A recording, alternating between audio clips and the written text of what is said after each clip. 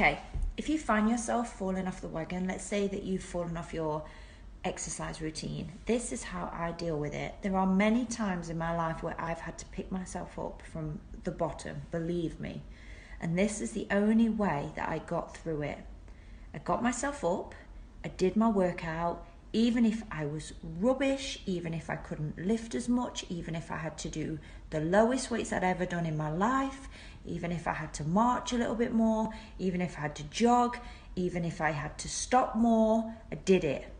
And then I wrote that day off, and then I started again the next day, and I did the same again. Even if it sucked, even if I had to go a little bit slower, I put it in, I got it done, and then I wrote that day off. And I did that until it got better, and it does get better. All of a sudden, those days go into months, and you end up back on the wagon without even realizing it. That's how I do it. It's exactly the same with food. If you feel like your diet has slipped and you're getting a bit soft and you feel like your jeans are getting tight again, day one, make sure your breakfast is fine, your dinner is fine, your tea is fine. Then write that day off. Don't even think about that day again because you've done it right. Start again. Make yourself do it. Make yourself accountable for the workout. Even if the weights are lower, even if your food isn't 100% on point, put it in the best you can for that day and then write it off. But you have to do it because you're only going to stay off the wagon unless you try to get yourself back on it. But to do that, you need to just keep plodding. Don't look at the top of the hill. Just stay with your head at the bottom of the hill and just go through every day until all of a sudden you just end up back where you were before. And that's how you do it. You don't give up.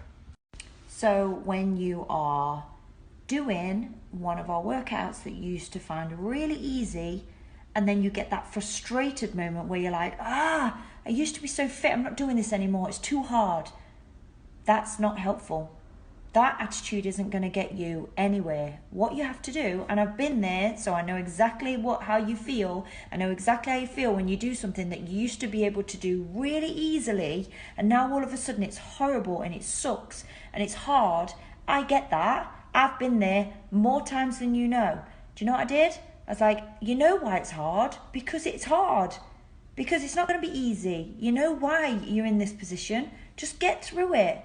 And you just get through it how the best you can, whether it's lowering your weights, whether it's taking more rest. And you keep doing that over and over and over again. The giving up is the bit that won't get you anywhere. That's the bit you need to kick. That's honestly the best piece of advice I can give you. Just don't quit. Don't stop. Start and just don't stop. Don't stop picking the right foods. Don't stop eating your calories. Don't starve yourself because you haven't worked out. Just do everything you know you should do and do it right every day. Cross that day off and then do it right the next day. Cross that day off and then do it right the next day. By 2-3 weeks time, when you've been doing that without even realizing it, you'll be back before you know it, I promise. But you cannot give up, and you can't starve yourself, and you can't not eat because you haven't trained. That doesn't work. That doesn't help. Pick better foods, work out, do it all right the way you know you should do it, and the changes will happen.